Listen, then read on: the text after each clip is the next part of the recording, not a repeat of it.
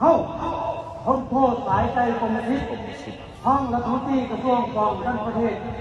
หัวหน้าองค์เสนาธิการกองทัพผู้บัญชาก่อนกำลังเดินขบวนสวนสนามรายงานสหายพลโทคำเบี้ยงไปได้ถอนกรรมการถึงการพัฒน์รัฐมนตรีกระทรวงป้องกันประเทศการจัดตั้งก่อนสวนสนาม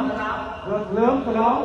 วันสถาปนาสาธารณรัฐประชาธิปไตยประชาชนลาวครบรอบ50 ปีได้จัดตั้งสำเร็จเยี่ยมชมสหายตัวแทนเฮ้ย